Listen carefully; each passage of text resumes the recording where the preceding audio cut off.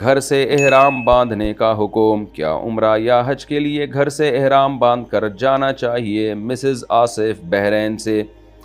افضل تو یہی ہے کہ آپ گھر ہی سے احرام باندھ کے جائیں، حج کے لیے بھی اور عمرہ کے لیے بھی، کیونکہ جتنی دیر احرام کی حالت میں گزرے گی اللہ کو آپ سے اتنی ہی محبت ہوگی۔ اللہ کو سب سے زیادہ انسان حالت احرام میں اچھا لگتا ہے، کیونکہ اللہ کے لیے اس نے اپنے اوپر پابندیاں لگائی ہوئی ہیں، وہ ڈریس پہن لیا اس نے۔ اور اچھا یاد رکھیں، احرام صرف ان چادروں کو نہیں کہا جاتا، احرام کہا جاتا ہے کہ آپ نے نیت کر لی، یعنی لبیک پڑھ لیا آپ نے اور عمرے کی نیت سے آپ احرام میں آ گئے یا حج کی نیت سے احرام میں آ گئے۔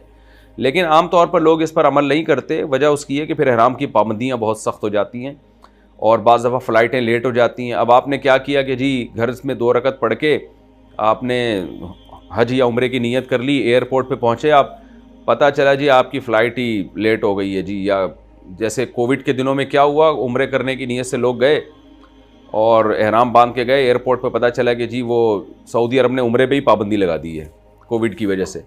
تو اب وہ لوگ تو ان کو تو احرام پھر کھولنا پڑے گا، پھر دم واجب ہو جائے گا ان کے اوپر۔ تو وہ چونکہ بعض دفعہ ایئرپورٹ پہ ٹینشنیں ہوتی ہیں، احرام بہت لمبا ہو جاتا ہے، تو اس مشکل سے بچنے کے لیے لوگ کیا کرتے ہیں کہ جی ہم جب میقات سے گزریں گے تو نیت کریں گے ہم احرام کی۔ تو وہ بھی ٹھیک ہے، لیکن ثواب بہرحال کم ہو جاتا ہے۔ زیادہ ثواب اسی میں ہے کہ آپ گھر سے ہی احرام باندھیں اور وہیں سے لبیک کہتے ہوئے آپ جائیں، کیونکہ احرام میں آنے کے بعد ہی لبیک شروع ہوتا ہے، تو زیادہ ثواب یہی ہے۔